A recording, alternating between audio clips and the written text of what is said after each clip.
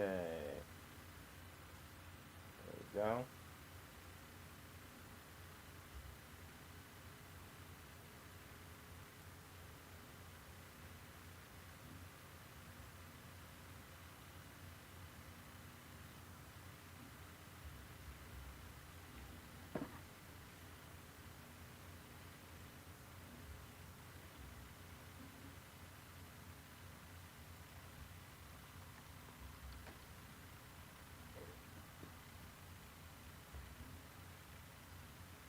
Oh, let me get Mozart on.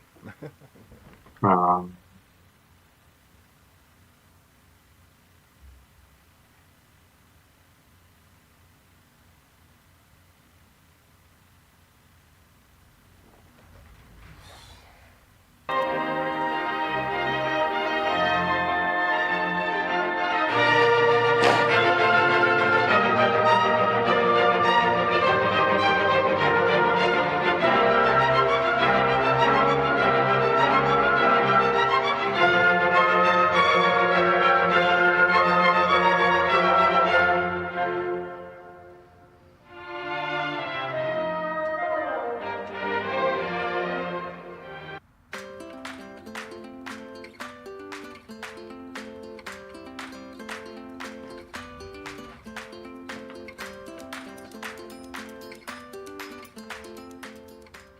Hey, I'm Katie with StreamYard, and today I'm going to teach you about our new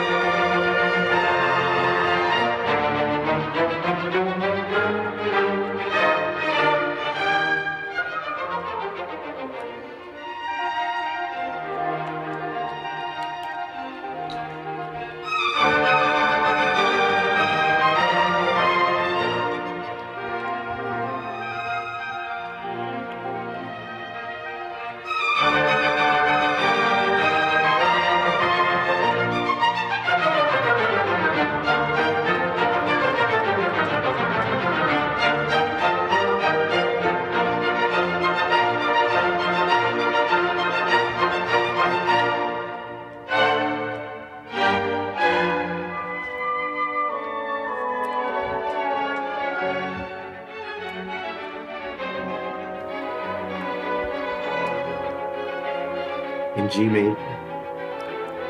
Great, you ready? I am, yeah. Oh, I'm sorry. All right, hold on.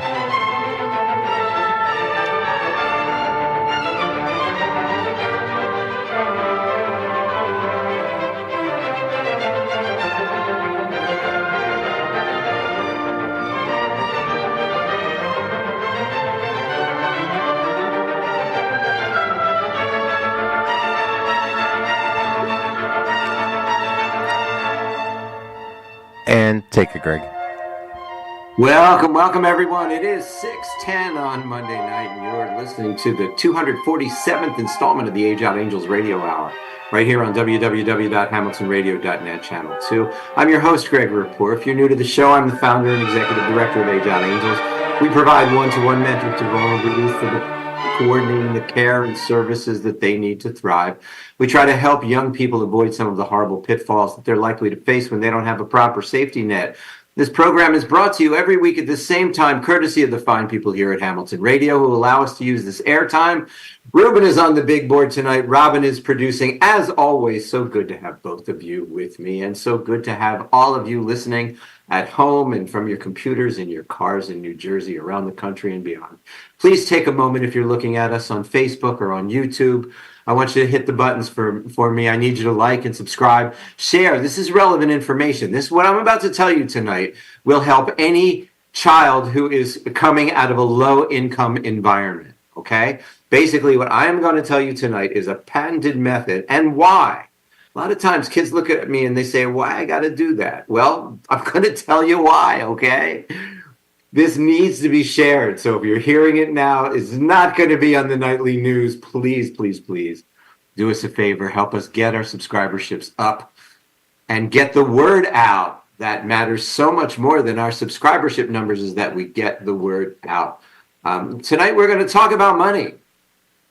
We're going to talk about how the world is structured today, how that has changed over the years, and how the old rules don't necessarily apply, and which path moves young people to Successville, and which path is guaranteed to hold you back. So we're going to talk about the biggest obstacle and the greatest accelerant to success. We're going to talk about the 3 guaranteed routes to stable, self-sufficient living for young people today, and how no young person has to perpetuate poverty for another generation. It simply isn't necessary. If you are growing up in a low-income environment, it is not necessary for you to perpetuate that, okay? There's opportunity, and let's get into how it works, okay? Well, starting with, our weekly look at from where the money originates, okay? I'm talking always about ACF, the Administration of Children and Families. Their job is to dole out $73 billion, or if the new budget is approved, $94 billion a year that'll be approved by Congress. I love that, just the notion of having 73 bill to pass out. I've stopped using billion. I don't say the second syllable anymore. It's seriously a ridiculous concept to do that. But we talked about last week, we talked about 10. If the highest distribution, 25%, $18 billion, can feed a lot of hungry people. Of course, one of these days we need to get down to a couple of questions, such as, the breakdown of what percentage actually reaches the people and what percentage disappears into salaries and general business expenses, right? We do need to sort of get into the part where we discuss that the devil is in the details. There's also the issue that it is distributed in the form of block grants. This is money that's distributed to states in the form of block grants. So the Fed basically said, we just don't want to be responsible for what goes on in your state. Here's the same pile of money every year. You deal with your state. Do it any way you see fit. And of course, the flaw in the ointment there is, the same pile of money, first of all, does not account for inflation. So the longer the block grant is frozen in time, the fewer people can be served with the same amount of money. That's just simple economics, right? Remember, the defense budget increases every year. Social Security gets a COLA, a cost of living increase. But if you're a hungry family, your money buys a little less every year because in some freaky hall of Congress, people believe, and people actually do believe this, okay? I'm in this conversation all the time. People believe that letting people be hungry, people meaning you, okay, letting you be hungry is actually an incentive for you to go to work. And if they help you, that would then de-incentivize or disincentivize. I'm not sure what the right word is there. De-incentivize you to making any progress. You would just become lazy now that everything is given to you. Really, and in moments like that, I just say define everything, because I look at Maslow's hierarchy of needs at the bottom rung that we're going to look at in a little while, and I'm not seeing everything, being met, But here's the problem: is that there's an element of what appears to be common sense in that, So it's a little bit hard to argue against it, but I had the discussion just the other day, when I just happened to say in a discussion that it wouldn't be that hard to build villages of small houses to give the unsheltered an address. Like, do you know the difference between having an address and not having an address? It means a lot. You can't do any of the moves that you need to make progress in life if you don't have an address. You need to have an address. You need to have some mail that goes to that address. Okay. And one time a person couldn't get TANF. We were talking about $18 billion. Well, guess what? Not everybody gets it. Surprise, surprise. And this young man was homeless, and he was in Tennessee.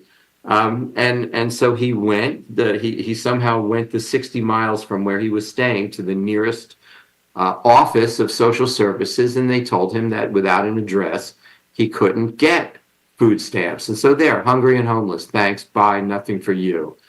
And when I say that to people, they say to me, well, if you give them everything, where's their incentive towards self-progress?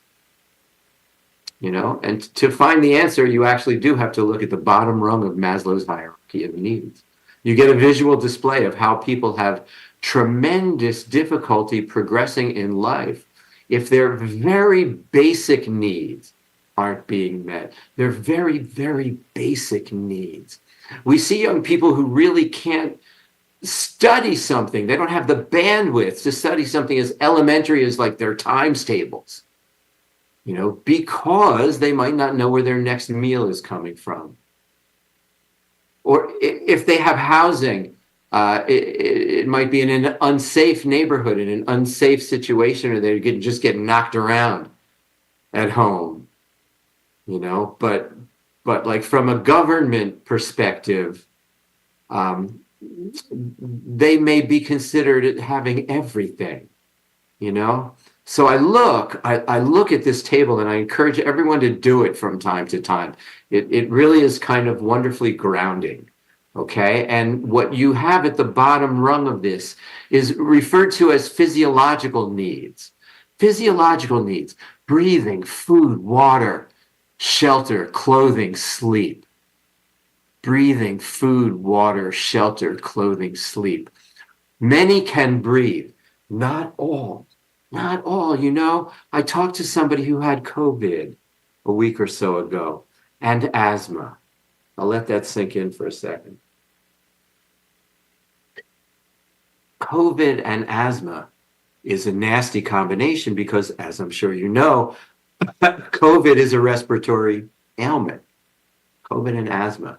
So I asked this person what they were doing, and I asked if they had their inhaler, and they said no, they had been in the emergency room earlier. Their inhaler had been taken away from them in a particular situation, and it was not returned to them. So they were at home with COVID, can't go out and get an inhaler with asthma.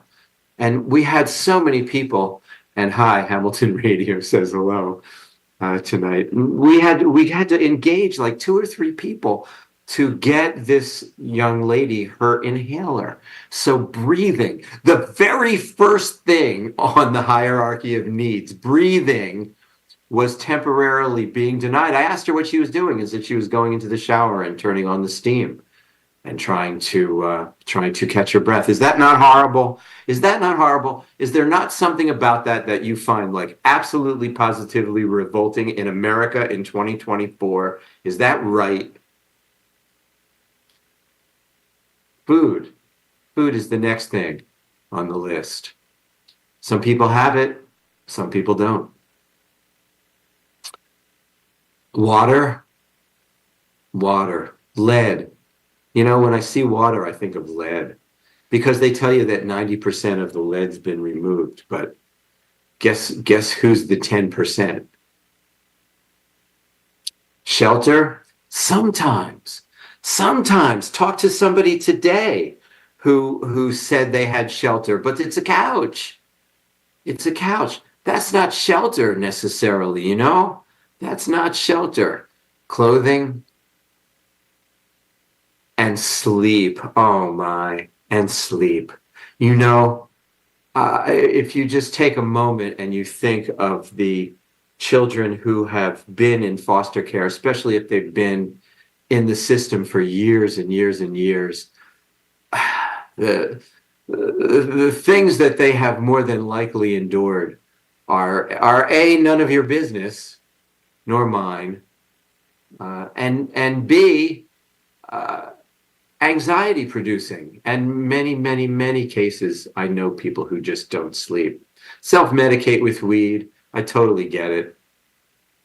You know, it just completely makes sense. Weed will help you fall asleep, but also get you a little buzzed. So why not, right? Safety and security is the next level. So you see health, employment, property, family, and social ability. Those things. The people who we're talking about here are looking up to those things. They're looking up to health, employment, property, family, and social ability. Okay, that's just the second level of the hierarchy of needs. Then after that, you can get into love and belonging, friendship, family, intimacy, sense of connection. And of course, these things are not like, you know, rites of passage where you have to finish one before you go into the other. They're a Venn diagram to a large degree, and they, you know, they mix together. But really, when you're absent these basic physiological needs, or at least some of them, you know, and I will tell you that the third level, love and belonging, friendship, family, there's a lot of talk about family, but man, kids who are in foster care are not loved. They're tolerated, but they are not loved. And that's a shame. So,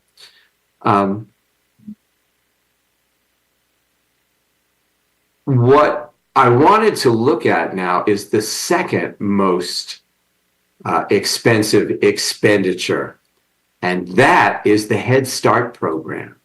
The Head Start program uses 17% of the money, so we're talking 10 bill. And I have to tell you, there are two very different schools of thought when it comes to how to spend the money on the Head Start program.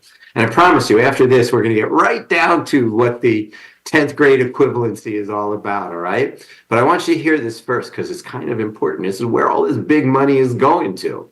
All right, it goes to the Head Start program. Here's a right-wing think tank called freeop.org. The author's name is Dan Lip. All of the articles come from 2019.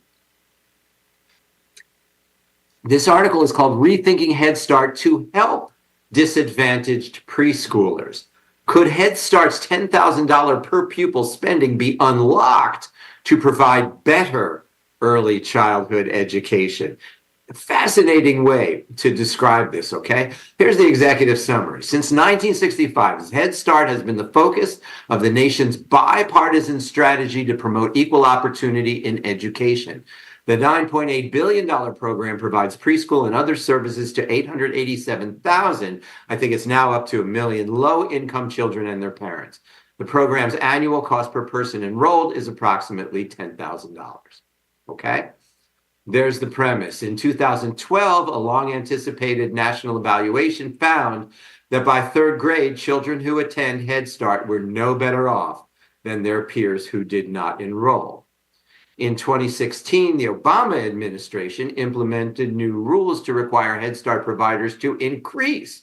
So this is in the face of that study, you understand, I'm editorializing now, in the face of that study, 4 years after it came out, Obama implemented rules that more than doubled. They increased the number of hours provided by Head Start from 448 to 1,020. What that means is they took the number of days up to the full 180 days and increased the number of hours per day. That's what Obama did in the face of evidence that was saying that these children do have a head start, but by third grade, it all kind of evens out. Okay, that's what the research said at that time. Okay, 2016, Obama more than doubles it. In 2019, who's the president? The Department of Health and Human Services announced new rules to undo the 2016 reforms, restoring Head Start back to 128 days.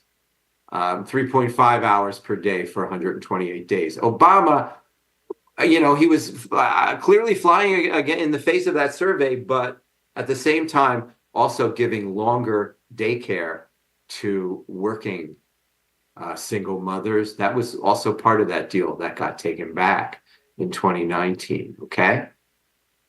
Now, here's the premise of the article. The article says that this reversal should cause policymakers to question whether the approximately $10,000 spent per child could be used more effectively to benefit. They're thinking now about the poor, disadvantaged children and their parents. For example, $10,000 could fund full-time state preschool or purchase full-time childcare in many states. So what they're talking about is taking that $10,000 per child and redirecting it, essentially not doing a Head Start program. Now, they say that reforming the Head Start program has the potential to provide better learning and developmental opportunities for disadvantaged children, to narrow the education opportunity gap while also helping working parents. Clearly, the hours there while helping working parents, that's there, okay? Now, the study to which they base their conclusion is the 2012 Head Start Impact Study. That's the study, okay? And clearly, when you say that $10,000 will buy you so many more hours of care in a basic preschool program, not a Head Start program, then you have to also understand that the education component to that. A preschool program might be mostly play. A Head Start program, might require the $10,000 might require people who are particularly trained to present information in an educational format. So understand that that's what they're weighing the difference between, okay? And the study is based on that 2012, it's called the Head Start Impact Study. When you base it on that, it's a rational conclusion. However, the Brookings Institute has another way of looking at that. They write in their paper, the trend towards experiments in education research is healthy and welcome. But researchers and policymakers should take into account not only the ostensible setup of a study, but whether the methods used to identify effects are rigorous. The initial Head Start reports did not account for the deterioration of the experimental ideal.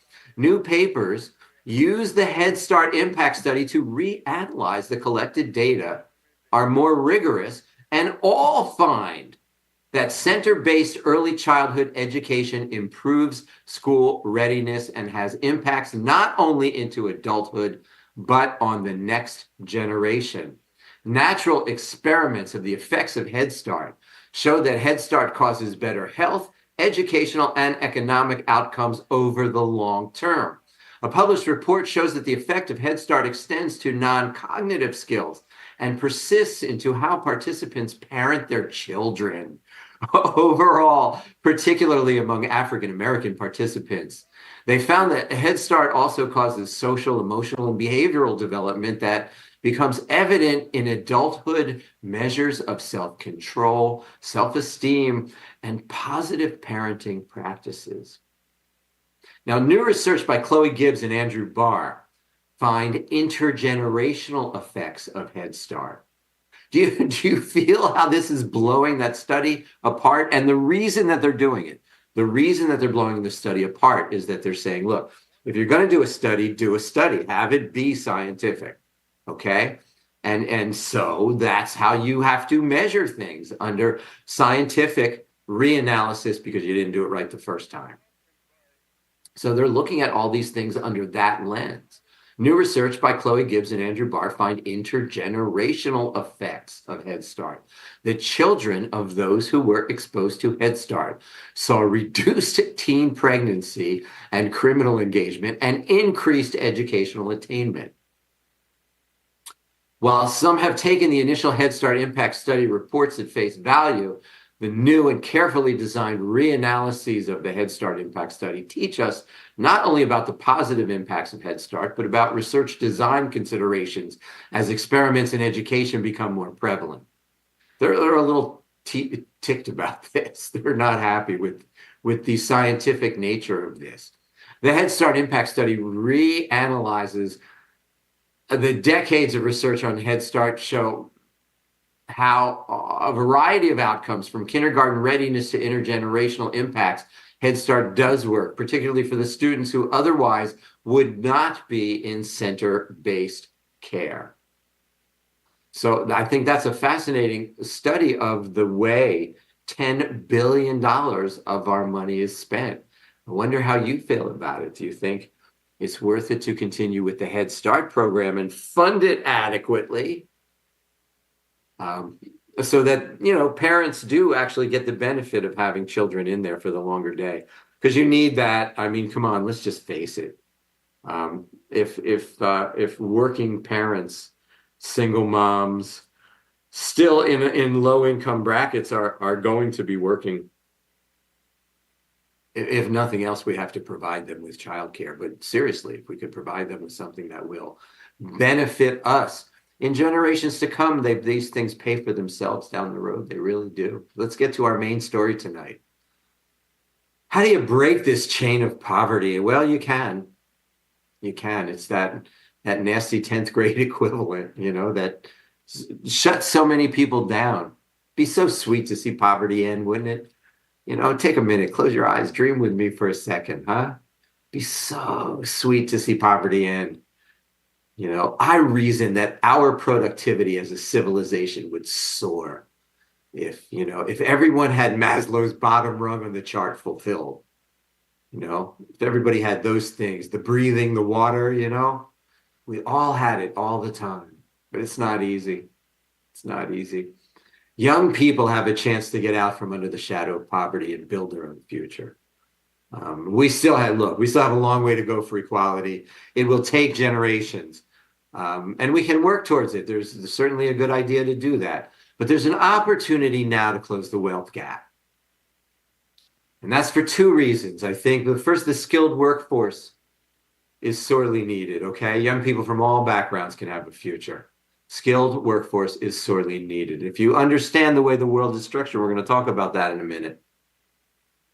It can really work on your behalf. And the other thing is that once you get into that sphere where you are earning enough money to have extra money, that's when you begin to create a savings plan where passive income works on your behalf later in life.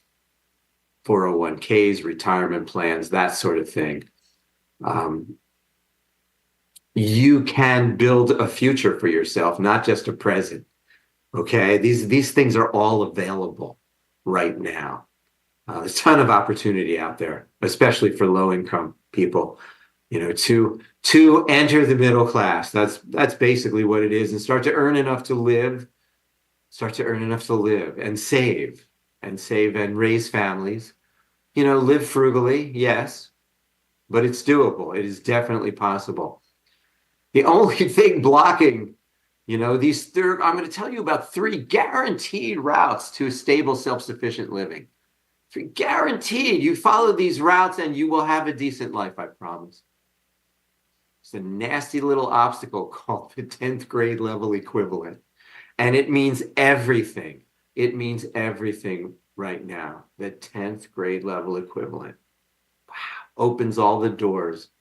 Nobody tells you about it, right? Nobody tells you about it. You know why? They tell you about it because they lie. They lie. I am tired of pretending they don't. And a lie of omission is a lie, high school.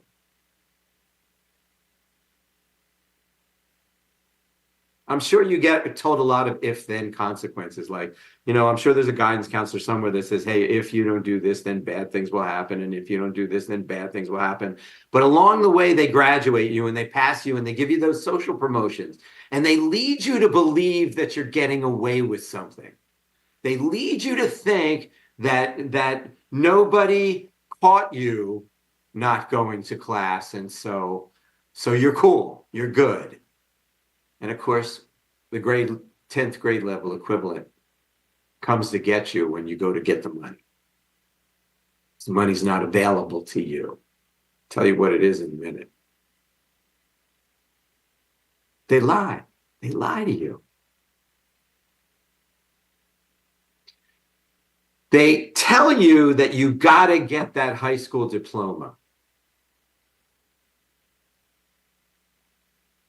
And sometimes I found even the most encouraging of parents will tell children, you got to get that high school diploma. And if you're a good student, if you go all the time and you get all the good grades, not just on the honor roll, okay? I mean, you got to really be a star, because I will tell you, I've seen 100 kids on the honor roll who have 4th grade math skills. All right. So please don't kid yourself about your abilities, especially if you're in an urban school. And if you've missed a lot of time, put those two things together, and that's like the formula for graduating high school with a 6th grade skill level. And they lie to you. They lie to you, and they lie to you, and they lie to you, and they lie to you. They tell you that the high school diploma matters. And it doesn't. You know why? I'll tell you why. Here's why. You get that high school diploma, and you're in for a rude awakening, because no employer, not one employer who pays a livable wage trusts that your high school diploma means that you actually have any skills, especially if you come out of an urban school. I still see children graduate every year who cannot pass a basic skills test. I'm talking about 4 basic operations: addition, subtraction, multiplication, and division. I see it every day. It's what we work on in the Bridges to Employment program. If you're interested and you need those skills, we can help you if you're in New Jersey and you were in foster care. Okay, and I will tell you that some of these children they graduate with honors, they're on the honor roll, they participate in student government in their schools. No. A lot of them, a lot of children have better scores in reading and language. Those subjects are easier to work. You use English every day, right? You don't necessarily use math every day. Math is where kids get hung up. And it's just so sad. It's terrible. It's absolutely positively terrible. Because let me tell you what happens. Let me tell you what happens. He or she goes to the local community college, because somebody told them they got to do something with their lives and they figured they could hang out there, for a couple of years. And it's a great idea. It's actually the first of 3 guaranteed routes to stable, self-sufficient living: going to college. You go to college, man. You get a college diploma. You can get a 4-year diploma from a community college. Okay, you don't even have to go into debt. They all have relationships with 4-year schools. You can stay right at home. You can get a 2-year degree, an associate's, or a 4-year degree. And you know what happens? Guess what? You get a 4-year degree from a community college. And when you go to work at Amazon, you're a manager. You're not a grunt. You're pushing the grunts. You're making more money right away, right from the outset, which is why you should not work full-time on a minimum wage job and go part-time to make up your education. you should work part-time on your job and work full-time on your education, because as soon as you get your education, you double your income right away. That's what happens. You go from the minimum wage level to the next level up. And in the next level up, doors start to open. Okay?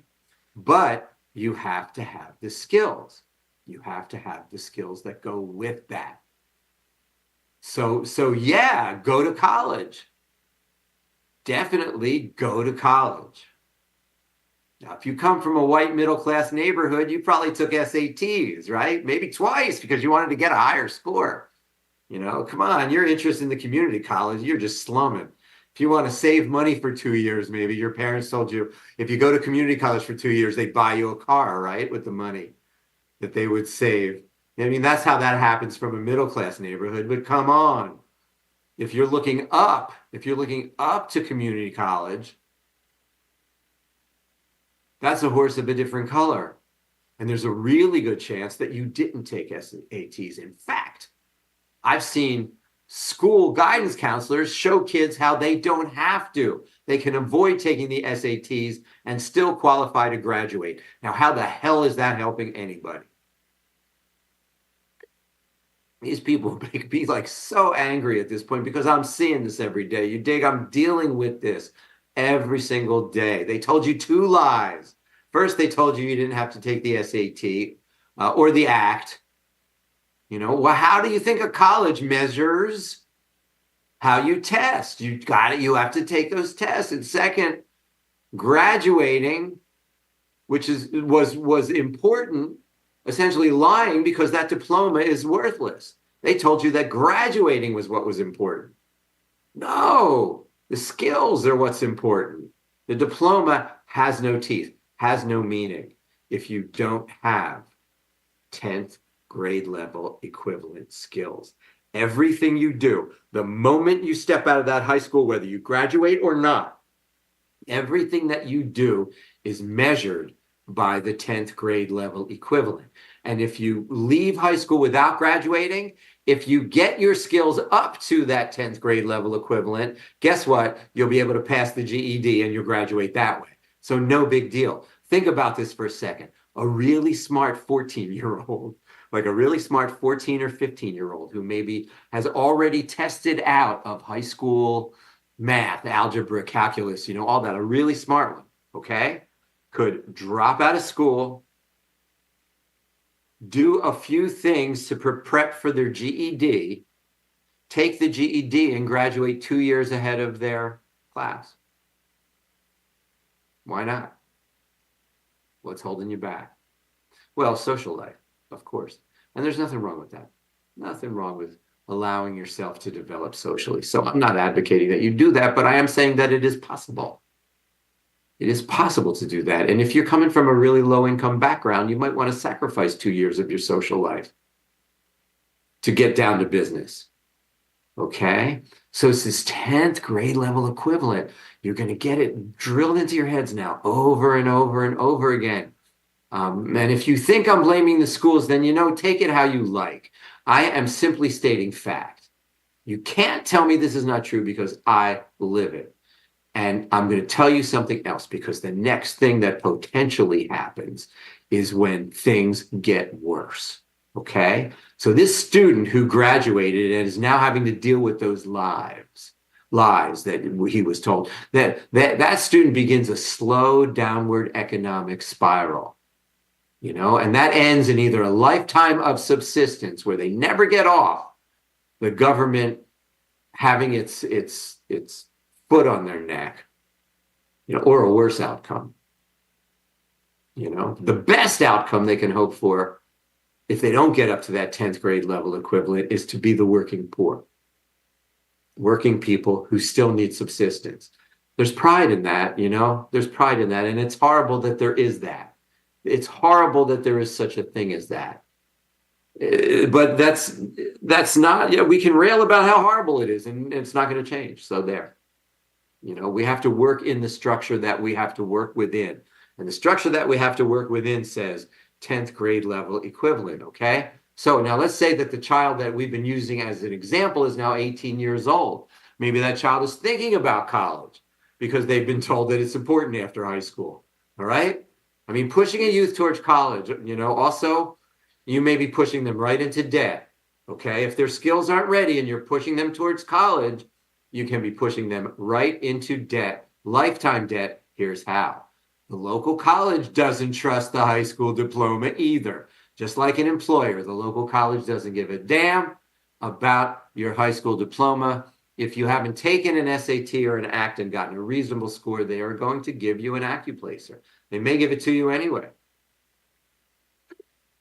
Or some similar competency test. They'll call it a placement test or whatever. Most students are told they need remedial math. Some need remedial both. Most need remedial math. And while some can get the remedial classes for free, many end up paying about $900 to take the course. And they just end up in the hole with nothing for their $900, and I'll tell you how. Many times that high school graduates' math skills are so low, they just can't make it in the remedial course. The remedial course is too advanced, so they drop out. They aren't savvy enough to know, because they don't know about college, they aren't savvy enough to know when the drop add period for a full refund is. So they end up getting nothing. And they assume $900 in debt. $900 in the worst kind of debt you can assume. $900 in debt that grows with interest over time if you don't repay it, and cannot be discharged in bankruptcy, which means if you go bankrupt, that debt does not go away. It becomes $1,000 and $2,000 and $5,000 and stays with you forever. The only way to not have that debt is to die.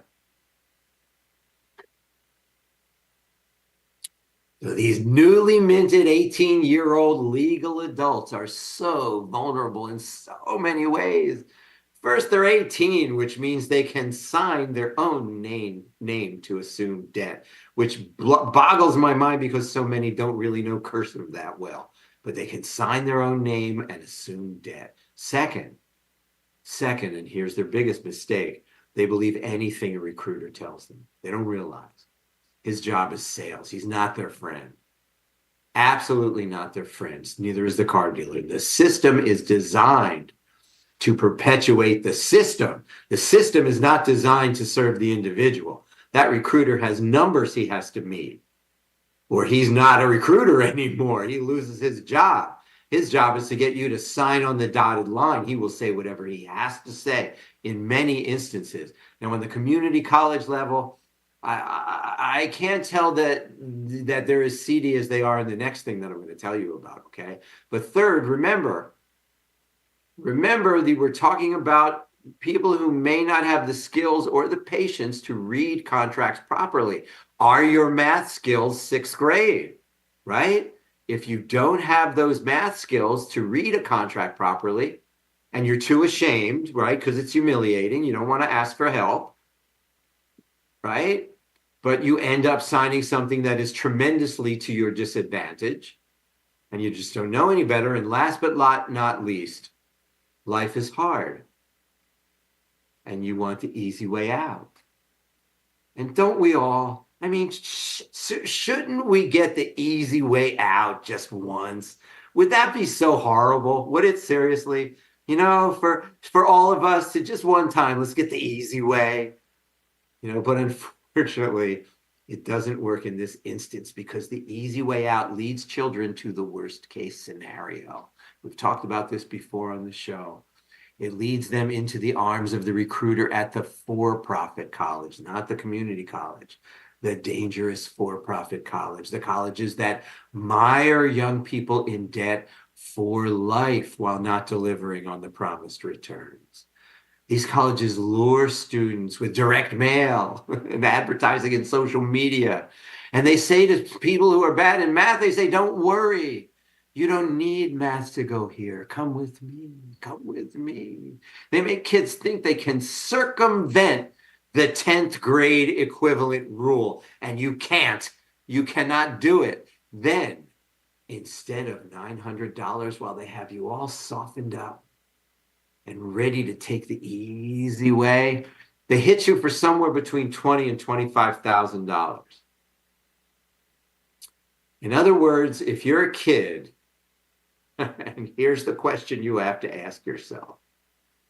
Are you so freaking scared of math that you're willing to pay $20,000 or $25,000 just to not have to do it? My God. And if you are, I feel you, brother. I really do. Because I could totally understand how you'd want to do that. But right, when you think about it, when you talk about it, when you put it out in the open in that way, come on.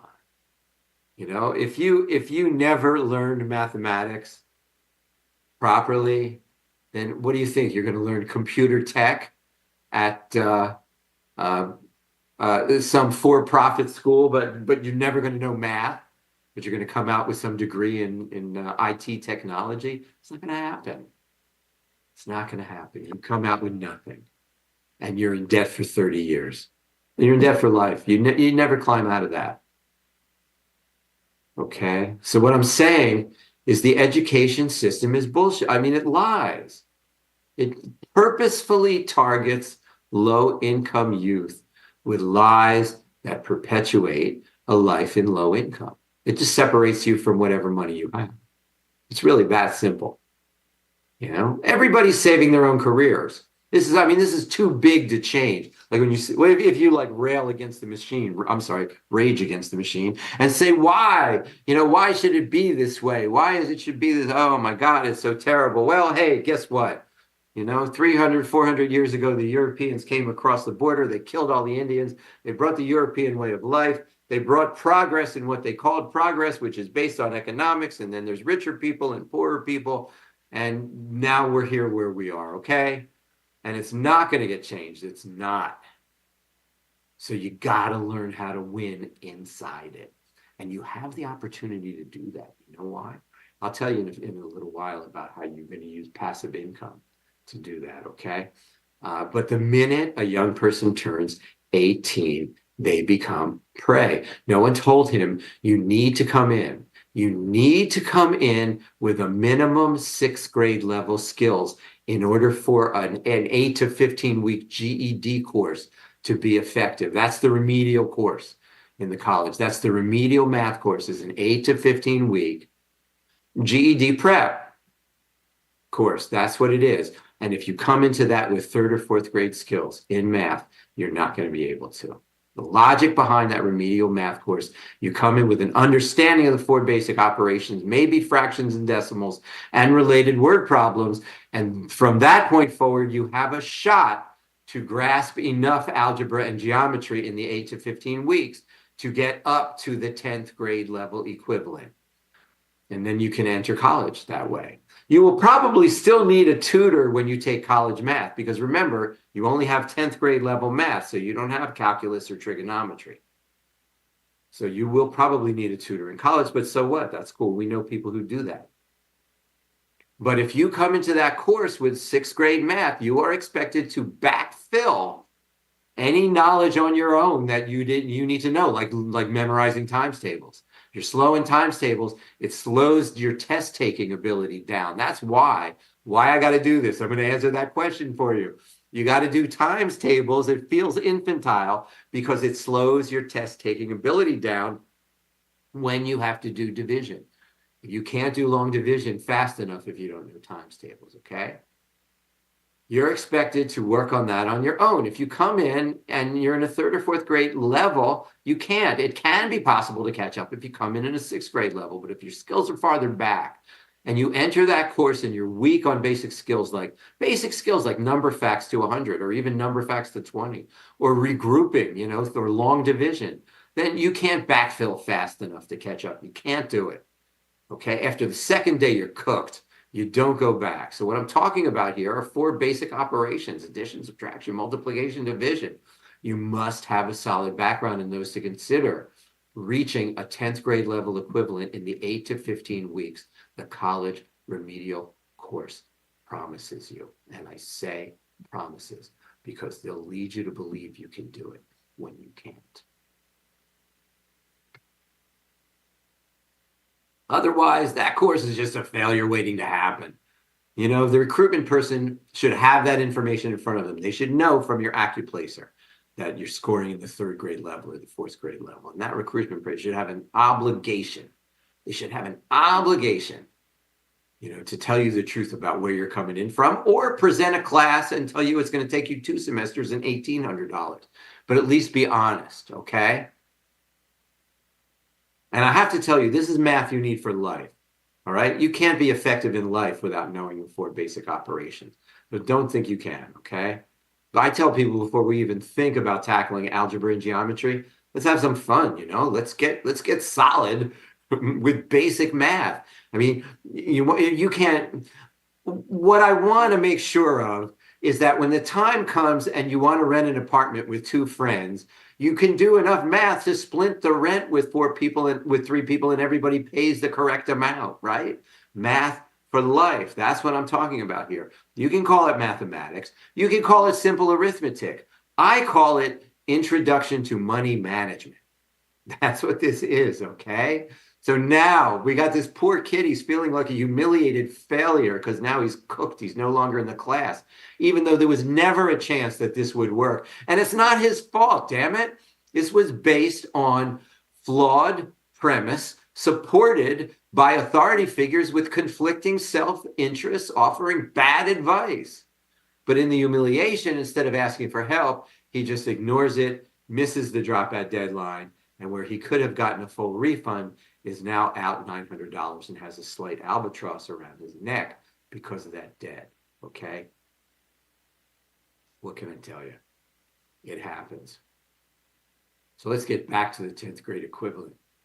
How it relates to the 3 guaranteed routes to stable, self-sufficient living.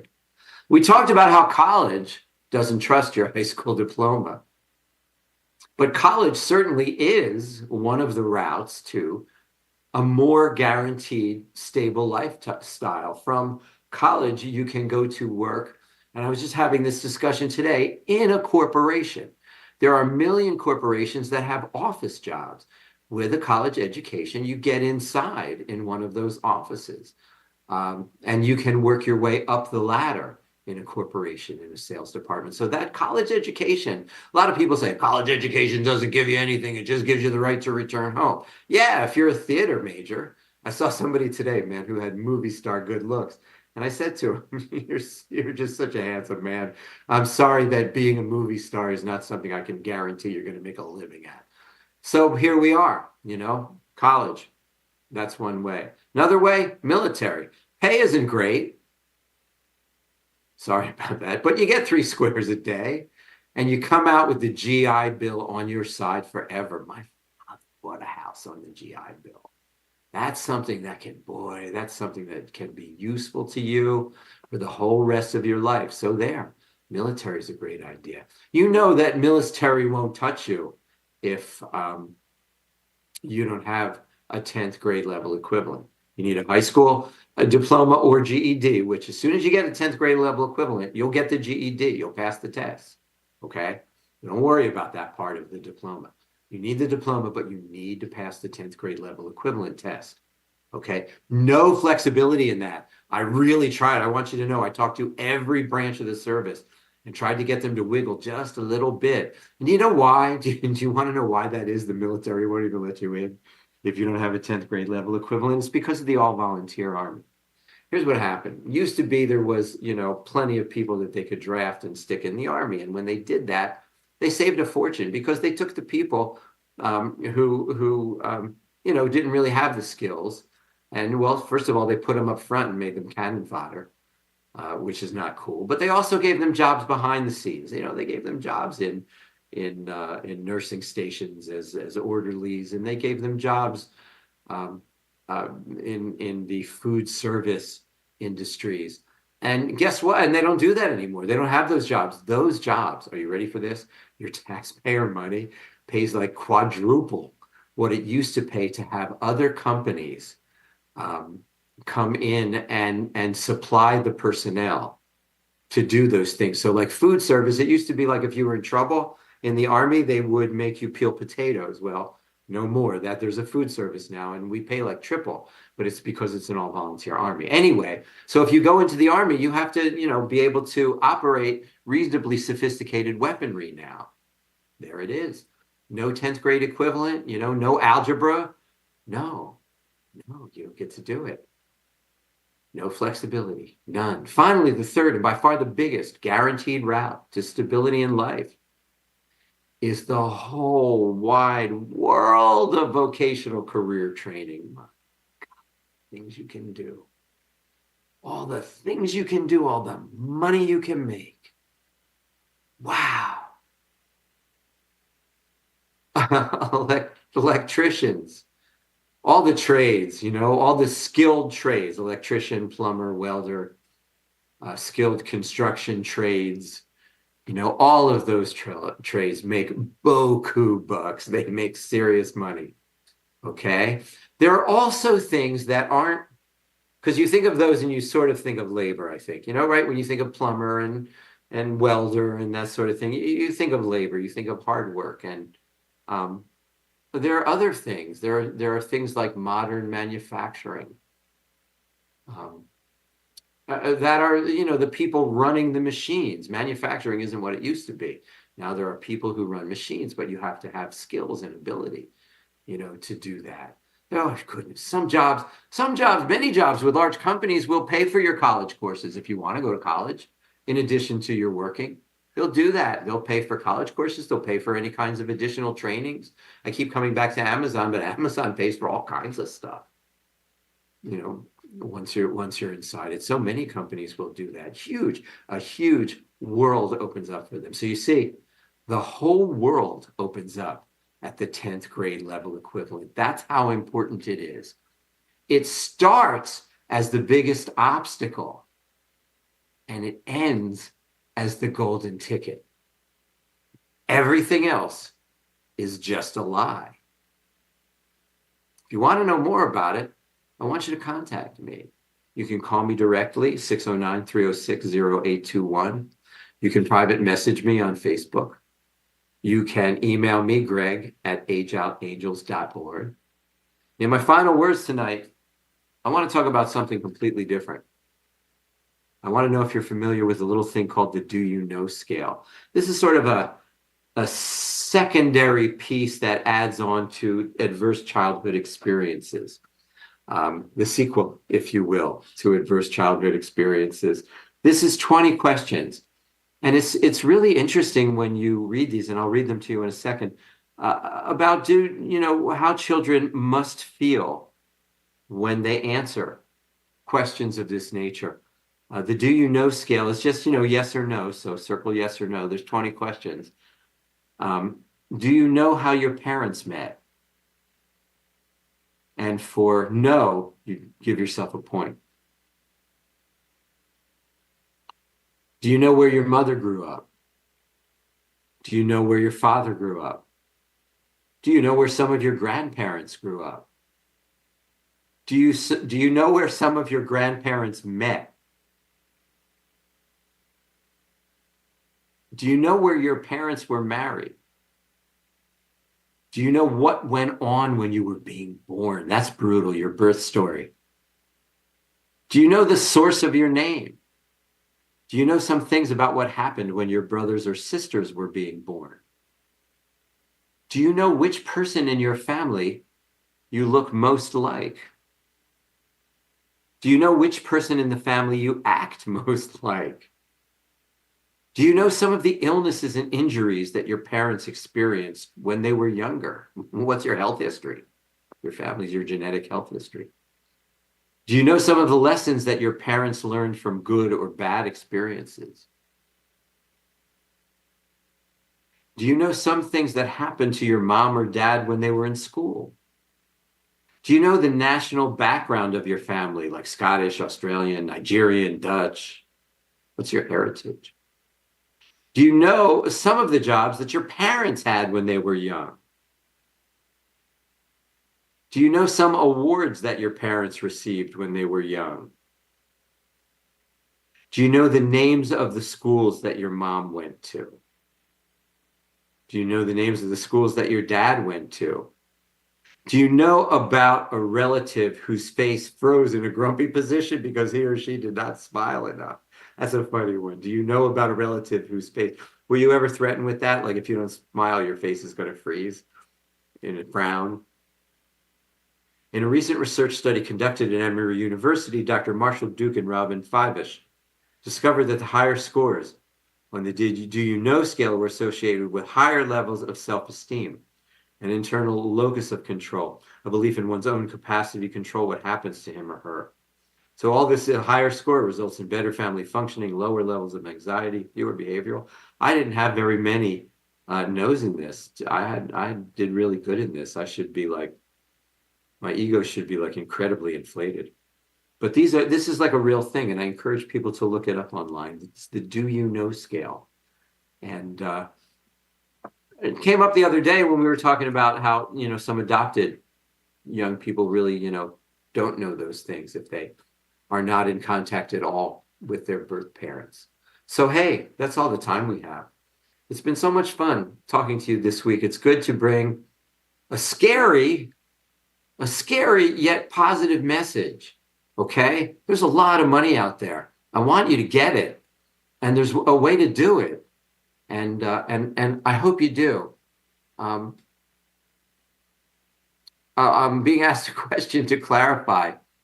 I said to add a point for a no answer, not for the yes answer. And so I just said higher points are good. It's the higher number of yeses. Okay, so any way you do that, you could subtract 20 from the number of no's. And the higher the number of yeses is what they're looking for there in the answer to that. No show next week, people. It's President's Day. We're going to take the day off.